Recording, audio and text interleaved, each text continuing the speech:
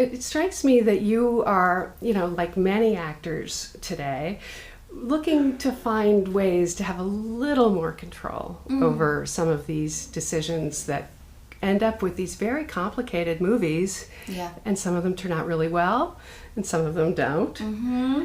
Talk about how you're doing that a little bit.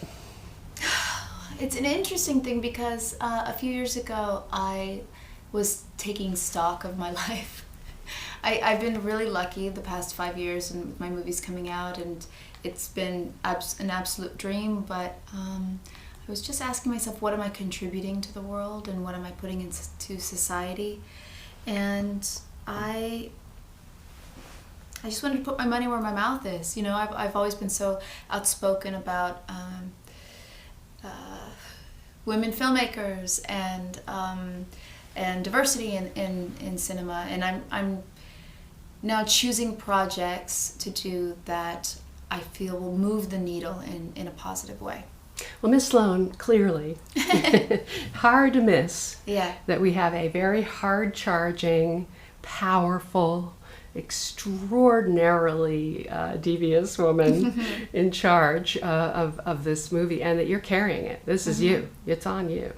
Yeah. So how hard was this to get made? I've been lucky.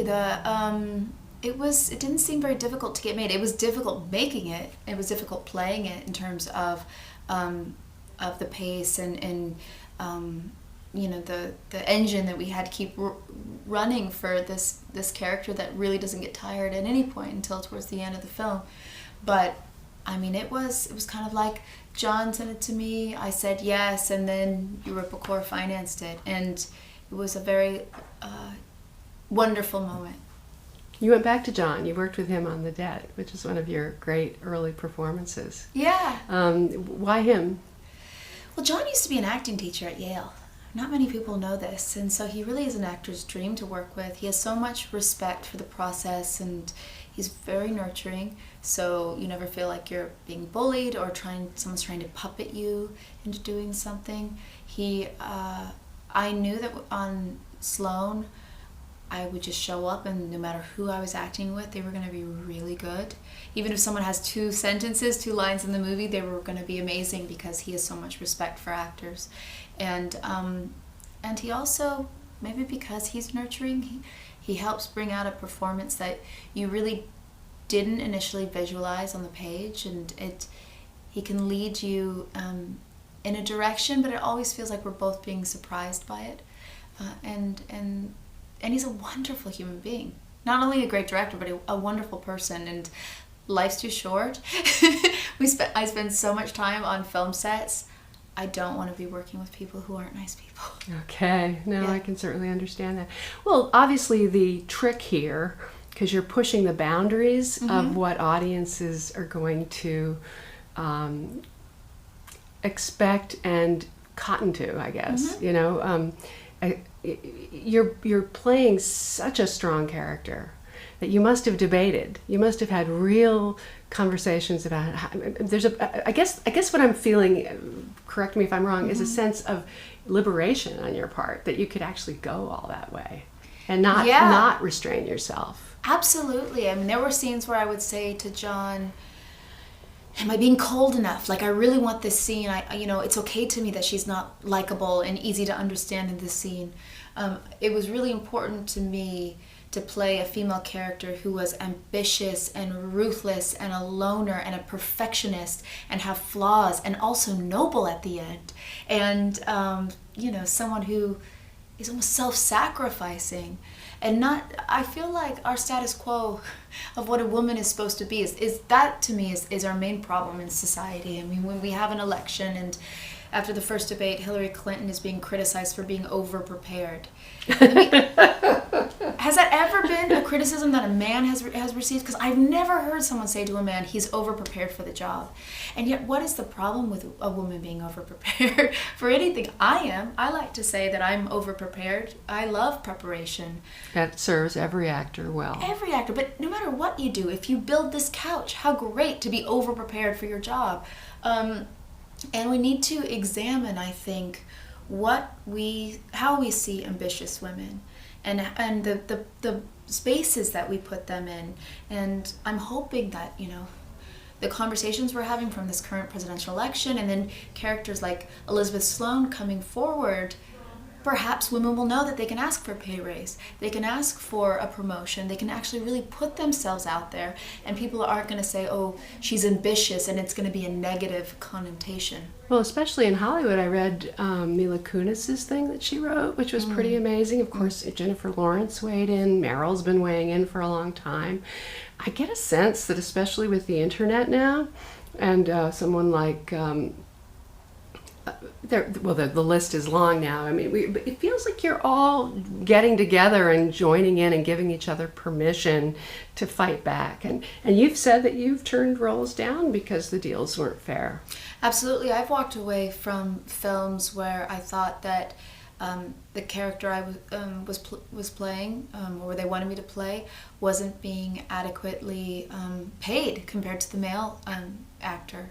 Amy Pascal gave a talk a few years ago, and I remember her saying, women are paid less because they don't ask for more.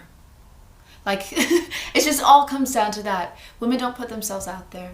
There was a study recently about the SATs, and there's this myth that women aren't as smart as men in math because they score lower on the SATs. And they've recently realized if you score, or if you answer a question wrong, you're deducted a quarter point, right? So women don't answer the question unless they know they're 100% right. Men will answer it and take the risk, even if they have no idea. That is so typical. Isn't that so? But women don't, they just think like, oh no, I want to make sure I have the right answer. I want to be perfect. I don't want any faults. And so men have scored higher on their SATs because they guess. Wow. And so I think women, the exciting time right now, and as negative as it can be, it really shows how important it is for us to step forward and take risks and not stay in, I guess, the box that has been afforded us. How much blowback have you been getting? Whether it's inside the industry or on Twitter or on Facebook. You're very good on Twitter, by the way. Thank you. Not everyone is good at it. You do your own. Yeah, I do my own social media, everything. I had a director say to me once, like, you got to calm down a little bit. I was like, what do you mean? He goes, all this women's stuff that you talk about, you got to calm down a little bit. And he's a great guy. And he said that to me, and I was kind of like, no, I don't. What does that mean? No matter what, like if someone doesn't want to hire me because they think I'm too vocal, then fine, I'll go do a play. Do you know what I mean? I feel like I will always find a job. So I'd like to see you try and get me out of this industry. I'm not going to be silenced, especially when it's something that I believe really strongly in. Good for you. And you've taken on producing as well. I have. So what's going on there? That definitely was a situation where, okay, put my money where my mouth is. And I just, it came right after I was at the Critics' Choice Awards, and I gave a speech about diversity in our industry. And then right afterwards I went to London, I think it was like that week, and was doing press for Most Violent Year. And people were asking me about the speech, and said, okay, now what are you going to do about it? And it's true, like if you're part of the industry, you're part of the problem. No matter what, even if you have good intentions, you are part of the problem. So I created this production company, and I'm making a platform to create diversity in the industry. So it doesn't necessarily it's not just women, it's just voices that aren't often heard. So what have you got going yet so far? I can't say because I'm still. Well, there's one thing I talked about, so I will say this. I got the rights to do a movie about the Black Mambas, which are a group from South Africa, and of women, and they protect the animals from poachers. Cool. And they're so tough. They're so great. And Denai, who wrote Eclipse, I have a deal with her to write the screenplay. Which of course starred Lupita Nyong'o. Yes, it did. So, but I have many other things too. But back to Miss Sloan. The other thing that struck me is that you guys obviously made a decision to keep it smart, to keep it tough, to fill it with information, and to keep it pretty accurate. So is there someone that you're using as a model for your character? Yeah, I mean, I went to DC and did a lot of research. I guess when I first read the script, I just assumed my character wouldn't wear makeup. I assumed she'd be wearing the same clothes many days in a row and that she'd just be so work obsessed and not think about her appearance. And this is why research is important for me, because I can find things in research that are invaluable to me. I read Jack Abramoff's book, and he's a lobbyist who ended up in jail, and I thought this is an interesting point to start. I was shocked to find out how much money can be made lobbying, and especially if you're representing countries like Elizabeth Sloan is doing at the beginning of the movie, and she's working on free enterprise and less government interference. So she's making money. I went to DC. I met with 11 female lobbyists. It was important for me to meet with female lobbyists because less than 10% of lobbyists are women. And as we know, just like Hollywood, DC is a boys' club, and I wanted to know what these women struggled with to be successful in their fields.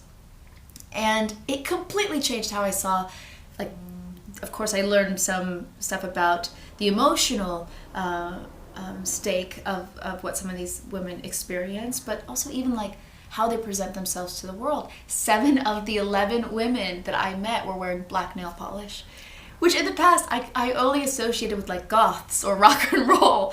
And I thought to be in DC and see these women, black nail polish, black suits, there is strength and power and almost masculinity, in how they were presenting themselves to the world.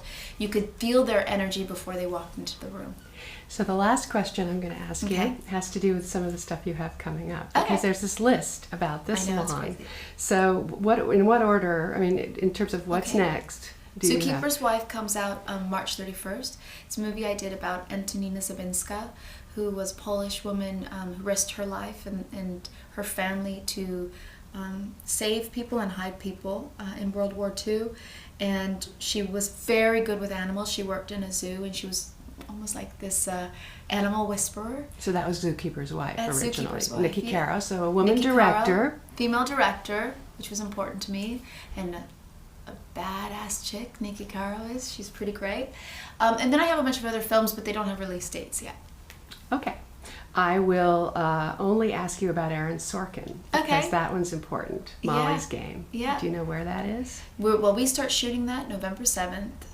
So I'm going straight from this to go to Toronto. I've been prepping. A couple days ago I memorized 20 pages. There are some 10-page scenes, as you would find in a Sorkin script.